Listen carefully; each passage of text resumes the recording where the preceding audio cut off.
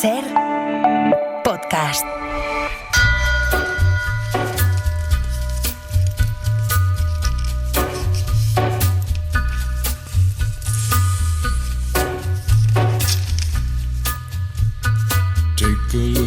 Tiempo para Besaja Boys, un año más, año 2026. Aquí están tanto Manuel Javois, hola Manuel, buenas noches. ¿Cómo estáis? Buenas noches. Como Ramón Besa, hola Ramón, buenas noches. Hola, buenas noches, ¿qué tal? Ramón, ¿dónde? Barcelona. Barcelona, sí. ¿Y Manuel, tú? Manuel, recién llegado a Madrid. Por favor, Madrid, que has estado, me han dicho, entre Canarias y Galicia, ¿no? Hay un He poquito de limón. estado pasando la noche vieja con mi familia, sí. Perfecto. Con familia y con buen tiempo, hasta hoy, que creo que se ponía muy malo por Sí, aquí. con la borrasca, efectivamente, que dicen que si va a nevar en la provincia de Barcelona, si va a nevar en la ciudad de Madrid. Es que parece que aparecen unos copos de nieve en las principales ciudades y nos ponemos como locos. Mira, voy a ir al grano, porque os escuché el pasado sábado un poquito balance, resumen con Yago de Vega. Temas, yo creo que totalmente diferentes a los que vamos a abordar en el día de hoy. Ramón, lo hemos comentado antes, pero quiero escuchar tu análisis de lo que está siendo una semana bastante tensa. Al menos por lo que se ve a 600 kilómetros de distancia. El otro día hablamos con Xavi Andreu, con el director de Relaciones Institucionales del Español, llamando a la calma. Hay que recordar que, aunque la inmensa mayoría de aficionados del Español, como del resto de aficionados al fútbol en España, se comportan bien, el Español en estos últimos años ha tenido algún problema, como por ejemplo en aquella liga que consiguió el Barça de Xavi Hernández con la invasión de unos, no sé si fueron 50, 60 indocumentados. Se van a colocar redes para evitar que haya problemas con Joan García. Se ha pedido que la gente vaya mucho antes. Hoy Manolo González también ha asomado un poquito ahí la patita diciendo que el Barça no puede dar lecciones de nada. Quiero escucharte a ti, me interesa mucho escucharte a ti, Ramón.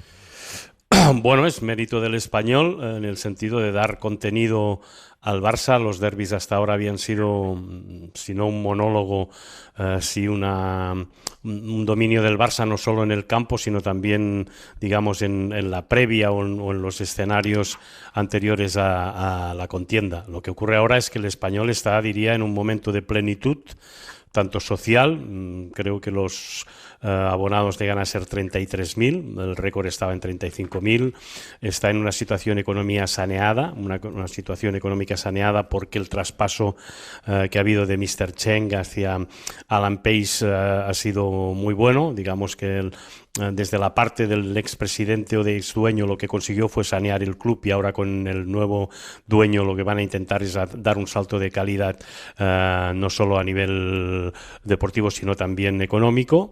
Y por lo que respecta a nivel deportivo, el Español lleva 5 victorias consecutivas y por lo tanto a 2 puntos de la Champions, y se plantea poder ganar el Barça, que sería culminar ese momento cumbre. A partir de aquí, ese protagonismo que ha adquirido el Español de reto, de derbi, le ha dado al partido un voltaje que últimamente no tenía. Luego podemos entrar, si quieres, en las declaraciones que han habido, porque ahora, desde que existen las redes sociales y que existe pues la inmediatez, cada 2 minutos o hay un tuit o hay una afirmación, o hay algo que se convierten en noticia, ¿no? Que lo hemos comentado también antes. Luego que si la desmienten. Efectivamente, que si Pere Milla dice lo que dice en un ambiente jocoso, que por cierto me recuerda mucho al ambiente jocoso con el que Lamine Yamal dijo lo que dijo en la previa del Clásico, porque es más o menos un ambiente bastante parecido. Después Lamine Yamal también sube una foto. No sé si merece la pena hablar de ello. Mira, más que eso, lo de Manolo González sí que me parece más noticioso, Ramón. Bueno, digamos porque Manolo no solo es el entrenador, sino que es la persona que yo creo que en la que se identifica el españolismo hoy día. Diría que incluso es el personaje en el que confluyen los diferentes estamentos del club. Y sus declaraciones de hoy creo que tienen matices. Por una parte, respecto al que el barcelonismo no tiene por qué dar lecciones a la afición del Español, diciendo cómo se tiene que comportar, qué es lo que tiene que pasar y lo que no tiene que pasar. Tiene su parte de razón, sobre todo desde el punto de vista de un perico, desde un seguidor españolista. Lo que también hay que recordar, que el Español está percibido de cierre, el campo del Español, y no es porque haya pasado el Barça, sino por otros partidos y otras situaciones, y que las 2 últimas veces que el Barça celebró el título de Liga en Cornellà al Prat, con Xavi en el 2023 y la última con Flick, no creo que la actitud barcelonista fuera provocativa, es decir, no me parece que el Barça hubiera encendido los ánimos. Por lo tanto, respetando su opinión respecto a lo que es verdad de que el comportamiento del barcelonismo cuando Figo acudió al Camp Nou fue reprobable y por lo tanto no tiene por qué recordar lo que tienen que hacer las otras aficiones. Por el otro parte, no me parece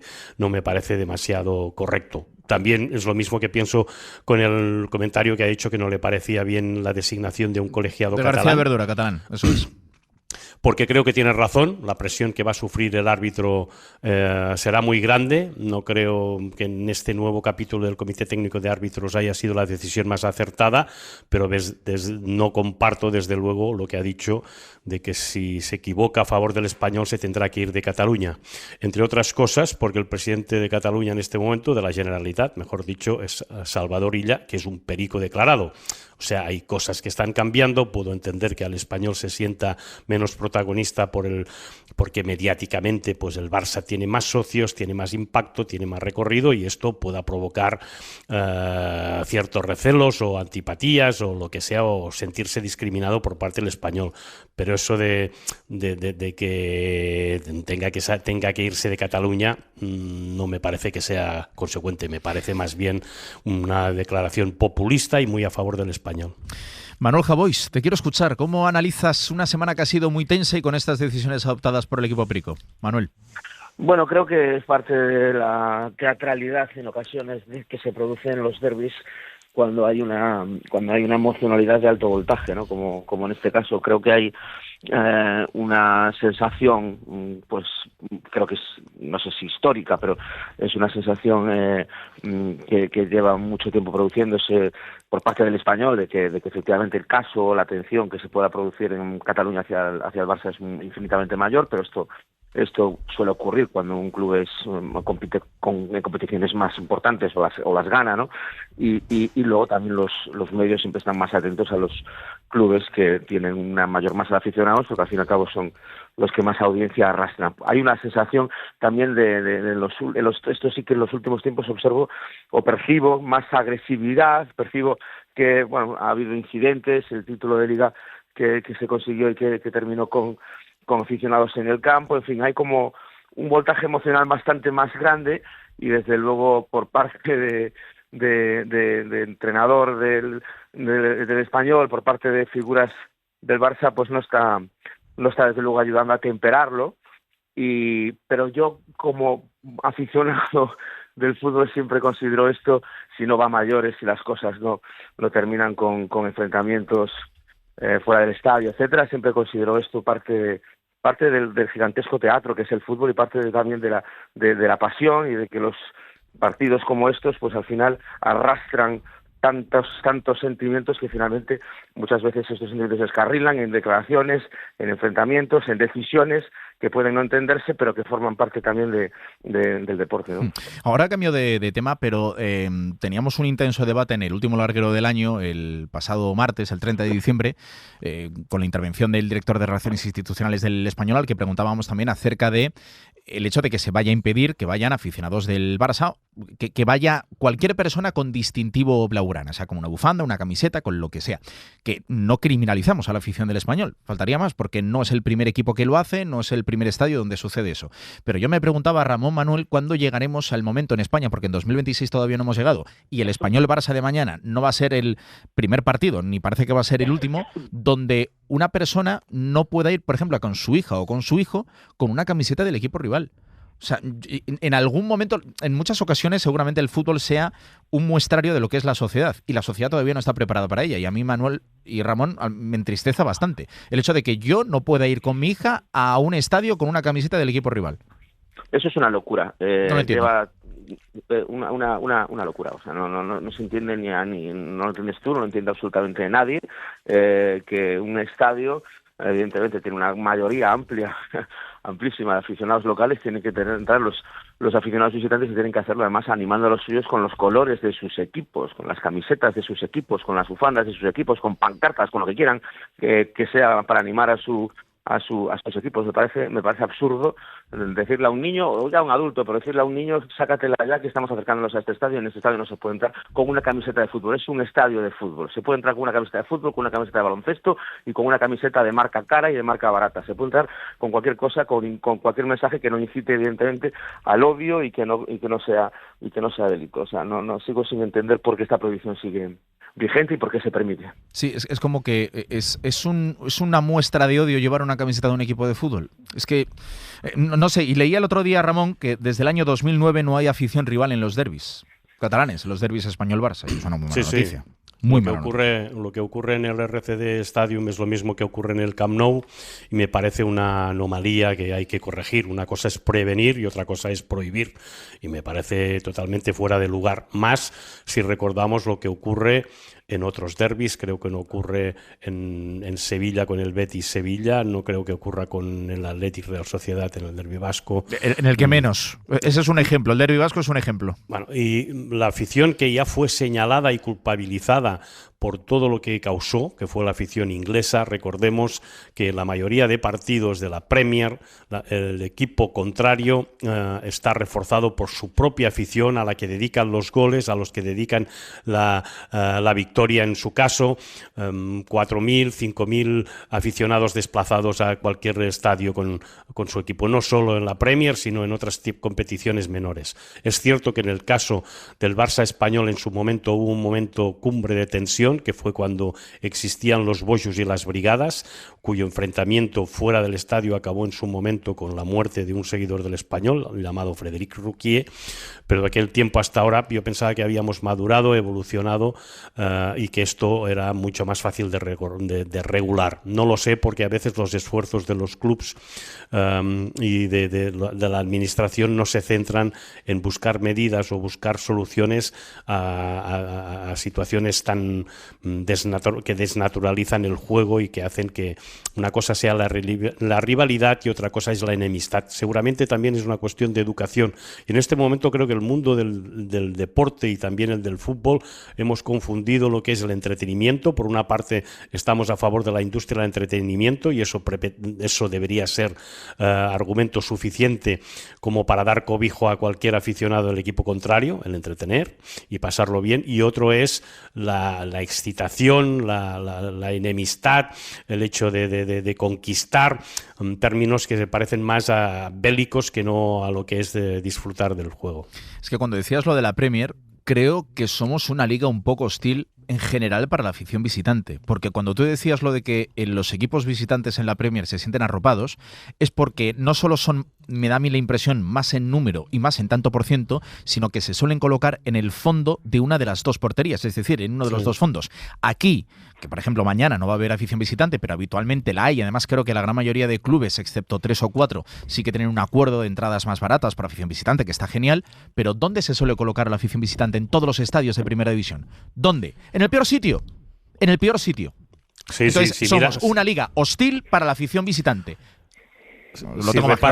Si repasas la Champions, ocurre lo contrario precisamente, ¿no? Que todos los clubes están obligados a 5%. A un 5%. Entonces yo recuerdo los partidos contra el PSG, contra el Eintracht de Frankfurt, contra el Olympiacos, en que algunos en Montjuic, en que la presencia de la afición visitante se ha dejado notar más incluso que la propia. Por lo tanto, no entiendo por qué si en la Champions hay una medida, en algunas ligas existen otras medidas, aquí ¿por qué no se llega a un acuerdo de educar a la gente, de penalizar a los que transgredan la normativa y de premiar a los que tengan el coraje, que tengan la determinación y el sentido de pertenencia a un equipo, desplazándose, haciéndole, estando a su lado en los partidos precisamente más complicados como puede ser un derbi? Y en este primer Sanedrín quería traer otro tema, que es un tema yo creo que un poco tabú en el mundo del deporte, en el mundo del fútbol. No sé si escuchasteis el otro día a Iñaki Williams, al futbolista del Athletic Club de Bilbao, hablar claramente de que es una mierda el ir a Arabia Saudí y además, en su caso particular, recordemos que el Athletic junto al Madrid, al Atlético de Madrid y al Fútbol Club Barcelona van a disputar de nuevo la Supercopa de España. Digo de nuevo en Arabia Saudí. De nuevo va a ser en Arabia Saudí, como viene sucediendo ya desde hace ya unos cuantos años. Y nos contó el otro día Antón Meana que ese acuerdo hasta 2029 parece que se va a prorrogar en los próximos días, en las próximas semanas. Ha sido padre Iñaki Williams. Manuel, estamos acostumbrados en el mundo del deporte a que es cierto que por lo general el futbolista cobra mucho. Eso entraría dentro de un debate que yo creo que ahora no vamos a entrar, acerca de si cobra demasiado. Bueno, es la ley de la oferta y la demanda. Pero en España se ha avanzado mucho en lo que se refiere a los permisos de maternidad y de paternidad. Desde ayer, o sea, desde este año 2026, creo que se ha ampliado a 17 semanas, las 6 primeras de ellas obligatorias. Y en cambio, Manuel, no estamos nada acostumbrados a que los futbolistas se cojan días. En todo caso, uno suelto, uno para un partido en concreto. Pero ya no te digo ni las 6 semanas obligatorias, es como que viven en una especie como de limbo legal. ¿Cómo va a faltar un profesional a su trabajo? Pues mira, yo cuando fui padre estuve 16 semanas fuera. Pero como que con el futbolista eso no pasa. Entonces te quiero escuchar al hilo un poquito de lo que decía Iñaki Williams, que me imagino que como el resto de futbolistas que han sido padres, pues igual se pierde algún entrenamiento, algún partido concreto, pero después va a volver con su club. Te quiero escuchar. Yo creo que es una profesión, me gustaría hacer un poco de abogado del diablo, no sé muy bien de qué diablo. Es una profesión extraordinaria que como tú mismo has dicho, bueno, hay un limbo legal, lo que hay es un limbo moral incluso en algunos aspectos, porque por ejemplo, si una gran figura del fútbol falta su trabajo, es decir, no juega determinados partidos, no hablamos del parto, no hablamos de esos momentos, en ese caso yo soy bastante taxativo, pero si hablamos de ese permiso de paternidad, estamos hablando de, por ejemplo, si Iñaki Williams se pierde 2 partidos de fútbol y el Athletic de Bilbao palma, finalmente son puntos relevantes para el término de la temporada y no se entró en Europa por esos puntos, no se ganó o se quedó eliminado en la competición por esa derrota, es decir, lo que hagas, los días que has faltado pueden tener consecuencias en el futuro. Si tú y yo faltamos al trabajo en nuestro permiso de paternidad, nuestras empresas van a seguir marchando igual de bien o igual de mal. No sé cómo están marchando las empresas periodísticas, pero por ejemplo, Manuel, te interrumpo un momentito. Por cierto, no va a haber consecuencias, Álvaro.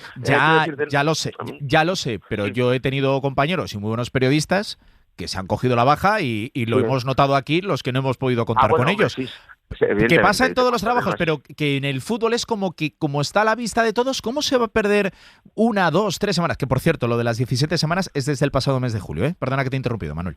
Sí, nada, no, venía un poco a decir eso. Yo entiendo la posición extraordinaria que tienen los futbolistas. Entiendo además el desequilibrio que suele haber, insisto, no quiero decir que ocurre totalmente en las parejas de las estrellas de fútbol, es decir, que como que no hay carga laboral pareja, no sé si me estoy explicando bien, es decir, hay una multitud de viajes, es decir, realmente es gente que deja de criar a sus hijos, porque si hablamos de un futbolista profesional, y a eso me refiero con la carga laboral, no está hablando de horas ni está hablando de trabajo, porque realmente cualquier otro trabajo es más pesado o más laborioso que el de futbolista que tiene que entrenar, pero sí me refiero a los viajes, me refiero a estar fuera de casa, me refiero a estar constantemente en un avión y durmiendo en hoteles y parándose en cualquier parte de España o de Europa si el equipo está fuera. Eso ya provoca un desequilibrio y un desnivel bastante grande a la hora de tener un papel relevante dentro de la crianza de un hijo, ¿no? Ramón. Bueno, en el fútbol pasan cosas hasta que dejan de pasar, ¿no? Empecemos por la ley Bosman, que fue lo que parecía inamovible y un sinsentido que un jugador extranjero que se moviera por Europa fuera considerado no comunitario y luego pasara a ser comunitario. Con eso quiero decir de que no sé hasta qué punto esto se puede, si va a haber algún día alguna denuncia o va a haber algún día algún pleito o algún contencioso para que esto se aclare. Lo que es verdad es que hasta ahora las cosas van pasando y no pasa nada, para seguir con lo que decía antes. ¿A qué me refiero? Me acuerdo precisamente cuando Dembélé fue padre, cuando era todavía jugador del Barça, que se le demandó públicamente cómo había jugado cuando el día anterior había sido precisamente padre, si no sentía que esto había faltado pues no solo a su pareja, sino había ido contra la ordenanza laboral y lo que había supuesto. Y él se mostró totalmente extrañado, dijo que lo normal era que él jugara fútbol fútbol. Me acuerdo de eso porque nadie tiró del hilo de una reflexión como la de Dembélé, que era totalmente extraño, no entendía a qué venían las preguntas y que estamos en el mismo punto. No he oído ni por parte de la Liga, ni sobre todo por parte de la AFE, que sí, por ejemplo, tuvo algo que decir cuando el partido famoso de Miami no se jugó, el famoso Villarreal-Barça, que se adulteraba la competición y no sé qué historia. Es decir, a veces se adultera la competición y otras veces no se adultera la competición, depende de qué. Y en casos como estos, yo sí que creo que tanto a nivel de AFE como a nivel de Liga, como a nivel de los clubes, evidentemente a partir de la Liga, se debería consensuar una praxis que fuera para todo el mundo, que no tuviera equívocos, ¿no? O que en cualquier caso, si se respeta la libertad individual de cada futbolista que pueda hacer lo que le venga en gana, pues que se la respete, pero que se sepa. Ahora esto queda mucho a iniciativa de un futbolista, y mucho me temo que si un futbolista dice que no va a jugar durante 6 semanas o 14 o las que le toquen porque ha sido padre, pues una parte de la afición le reprocharía que deje a su equipo tirado, al revés, ¿no? Quiero decir de que la libertad individual y las formas de ser de cada futbolista pesan mucho en función de su categoría y de su forma de ser, en un contexto en el que todo es está muy difuminado y nadie sabe a quién le van a pedir responsabilidades por si deja de hacer una cosa u otra. En fin, es un debate complicado, pero que al hilo de lo que decía el otro día Iñaki Williams, que por cierto ha sido padre, pues quería hablarlo con vosotros, porque me parece también muy interesante de cara a los siguientes del larguero. Pero como en tantas otras cosas, y a pesar de que el fútbol es algo muy, muy, muy, muy particular, da la sensación de que la sociedad va a un ritmo y el fútbol va a otro. La industria, al menos, va a otro ritmo. Pues nada, chicos, que tengáis una buena entrada de año. Espero que hayáis tenido también una feliz Nochevieja, unas felices fiestas. Y nada, que esto ya no para, que 2026, el año del Mundial, en fin, como siempre aquí vamos a ir a galope y todos los viernes os escucharemos aquí en El Larguero con Yago de Vega. Un abrazo grande. Gracias, Ramón. Gracias, Manuel. Gracias a vosotros. Que vaya bien. Buenas noches. Para no perderte ningún episodio, síguenos en la aplicación o la web de la SER, Podium Podcast o tu plataforma de audio favorita.